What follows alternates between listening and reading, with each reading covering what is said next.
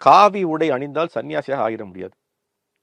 காவி உடை அணிந்தவர் மட்டுமே சன்னியாசி அப்படின்னா யார் வேணா இன்னைக்கு போய் கடையில் போய் காவி உடையை அணிந்து சன்னியாசியாக மாறிக்கொள்ளலாம். அல்லது பெயரளவில் சன்னியாசின்ற பெயர் வைத்துக் கொள்வது, மகாராஜான்னு பெயர் வைத்துக் கொள்வது, சுவாமிஜின்னு பெயர் வைத்துக் கொள்வது, இதனால் ஒருத்தர் சன்னியாசம் ஆயிட முடியாது. அப்ப சன்னியாசினா என்ன? உண்மையான சன்னியாசம்ன்றது என்ன? உண்மையான சன்னியாசம்ன்றது என்ன அப்படின்னா, நாம அதுதான் கிருஷ்ணர் பகவத்கீதையில சொல்றார். என்ன சொல்றார் அப்படின்னா, அநாசித்ய கர்மபலம் காரியம் கர்ம கரோத்துவா. அநாசித்ய கர்மபலம் காரியம் கர்ம கரோத்துவா. அது மூன்றாவது வரி என்ன? ச சந்நியாசீச்ச யோகீச்ச. அவன்தான் சன்னியாசி, அவன்தான் யோகி. என்ன பண்ணணும் அவன்? அநாசித்ய கர்மபலம். கர்மபலம்னா ஏதாவது ஒரு செயலை செய்யணும். அது சன்னியாசியா இருந்தாலும் சரி, நார்மல் ஹியூமன் பீயிங்கா இருந்தாலும் சரி. அப்ப ஏதாவது செயலை செய்யறோம். அந்த செயல்ல என்ன இருக்கணும்? அநாசித்ய. அநாசித்யனா அதுல எந்த விதமான பிணைப்பு இருக்கக்கூடாது.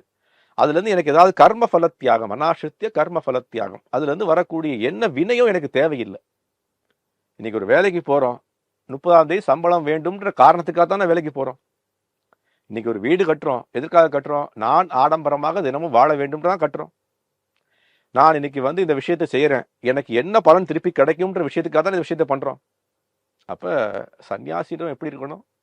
அநாசித்ய கர்மபலம் காரியம் கர்ம கரோத்துவா. எந்த காரியத்தை செய்தாலும் இதுல எனக்கு எந்த விதமான பலமும் தேவையில்லை அப்படின்ற மனோபாவத்தை வளர்த்துக் கொள்வன் தான் முதல் சன்னியாசின்னு கிருஷ்ணர் பகவத்கீதையில 6வது அத்தியாயம் முதல் ஸ்லோகம் அது. அப்ப என்ன சொல்றார்? நீ முதல்ல உன்னுடைய மனோபாவத்தை மாற்றிக்கொள். அதுதான் சன்னியாசத்துக்கான முதல் வழி, முதல் பாதை.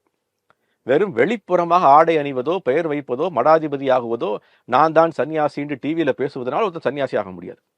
முதல்ல என்ன பண்ணணும்? முதல்ல அவன் அவனுடைய சுபாவத்தை, மனோபாவத்தை வளர்த்துக் கொள்ளணும். எப்படி? எந்த விதமான அநாசித்ய, எந்த விதமான பற்றுதலும் இல்லாமல், எந்த விதமான காரியத்தில் எனக்கு எந்த விதமான பலனும் தேவையில்லை அப்படின்னு எப்பொழுது நினைக்கின்றானோ அப்பொழுதுதான் அவன் என்ன பண்ணுவான் அப்படின்னா சந்நியாசம்ன்ற பாவத்துக்கு வருகின்றான். ச சந்நியாசிச்ச யோகிச்ச. அவனை நீ யோகி என்றும் அழைக்கலாம், சன்னியாசி என்றும் அழைக்கலாம் அப்படின்னு கிருஷ்ணர் சொல்றார்.